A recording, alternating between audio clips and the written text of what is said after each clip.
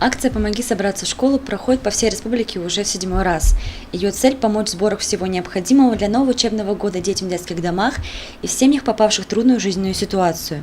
Специально для проведения этой акции в гости к ребятам из социального приюта «Доверие» приехал представитель Совета благотворительного фонда «Ангел-подорожник» Аксель Гросс.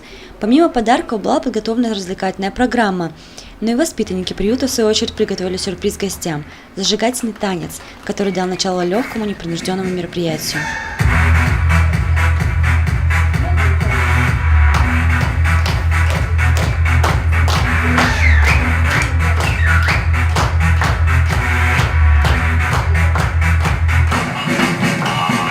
Наш волонтерский центр «Ангел-подорожник» работает с 2013 года. Началось это просто желание взять под опеку один детский дом, но количество волонтеров очень быстро увеличилось, и мы поняли, что мы можем охватить не только 2-3 детских дома, но и приюты, детские дома и дома престарелых. И у нас много волонтерских групп в разных городах Башкирии. Эта акция проходит по нашей программе «Счастливый школьник».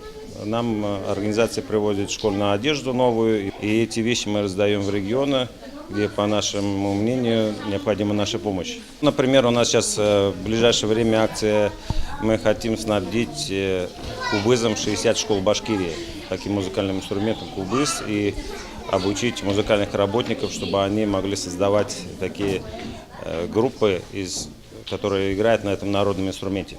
В ходе мероприятия Аксель Фарихович несколько раз отметил важность волонтерской деятельности на сегодняшний день. Ведь это абсолютно безвозмездная добровольная поддержка, и любой волонтер понимает это, когда приходит в эту сферу. Фонд «Ангел-подорожник» и держится на помощи волонтеров и неравнодушных спонсоров. Взамен они получают то, что не измерят деньгами – благодарность.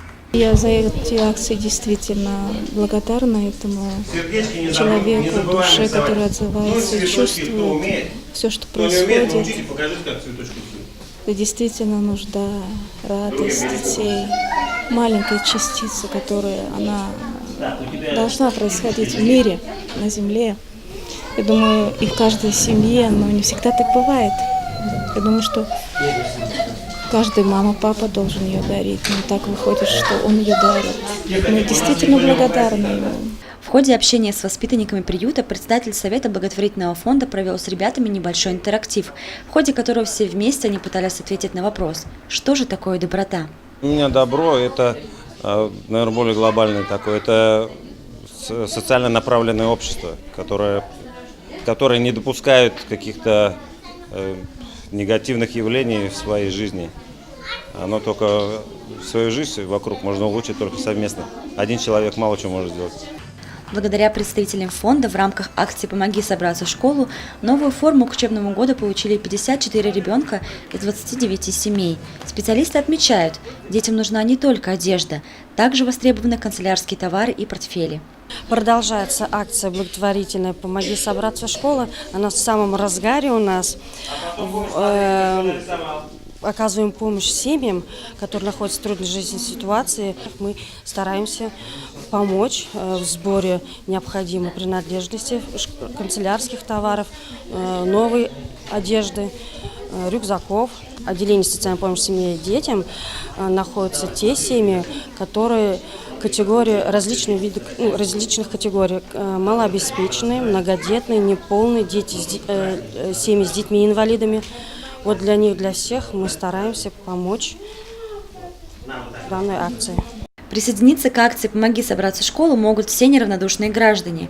Специально для этого ежедневно торгового комплекса «Аструм» специалисты Юго-Восточного межрайонного центра помощи семье и детям организуют сбор вещей и канцтоваров в помощь нуждающимся. Акция продлится до конца месяца. Оксана Старовойтова, Алик Кадыров, Гульгина Раскильдина, телекомпания СТВ.